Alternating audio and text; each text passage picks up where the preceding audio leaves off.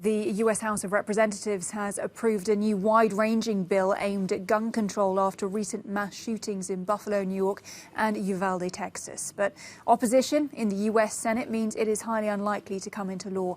And amid the debate, misinformation about gun control has spread online. Our team in the Cube has more now. Well, these new measures passed include banning the sale of semi-automatic weapons to anyone under the age of 21. And it also includes banning the sale of high-capacity magazines in the United States. This, of course, comes just 2 weeks after a gunman killed 19 young students and 2 teachers at a school in Uvalde, Texas.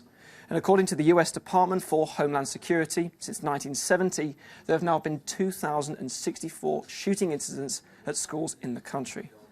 Now, the new law is unlikely to come into effect. That's because it has to go through the US Senate, where there is strong Republican opposition. And amid this very emotional debate, online we're seeing misinformation spreading about strict gun control, both in the United States and in other countries around the world. I want to bring in my colleague, Sofia Hadsankova, who's been taking a look at one false claim related to Israel. Yes, these kinds of posts have been circulating all over social media these past few days. In it, they claim that Israel has never seen a school shooting because teenagers are allowed to carry guns to school. Now, Matt, compared to the over 2,000 school shootings that we've seen in the U.S. since the 1970s, Israel has only had about half a dozen of those in the same time period. But this means that Israel has seen school shootings, and that statement isn't exactly true. The second aspect that we fact-checked is gun ownership in Israel. You might be surprised to find out that only 2% of the population actually own guns. And this is because of the strict preconditions for obtaining a personal firearm. As you can see in this very long list, as part of the preconditions are being over 27 years old or 18 if you've served in the military.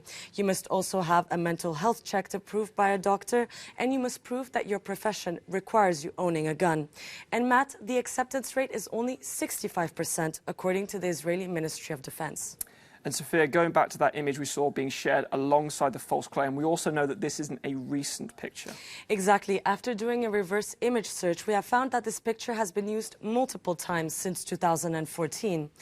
In a blog post from 2021, it states that these women are actually part of the IDF, the Israeli Defense Forces, and they're allowed to carry a gun in and out of uniform. But this is certainly not proof that teenagers are allowed to carry assault guns to schools. But the important question here is, does carrying guns actually have an impact on violence in general? We asked this question to Ian Overton from Action on Armed Violence. The notion that the only way to stop a bad guy with a gun is a good guy with a gun has been debunked repeatedly.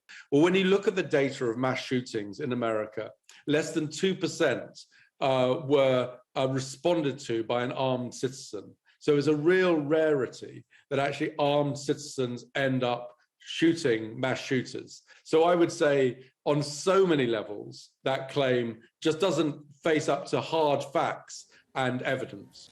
That was Ian Overton speaking to my colleague Sofia Hadsankova. So Helena, as you can see, it's a very emotional debate about gun control that has generated online misinformation. Opponents to these new laws in the US say they are an infringement of their constitutional right to carry a firearm. And the Democrats are going to need at least 10 Republican senators to swing in their favor if this new law on gun control is going to come into effect.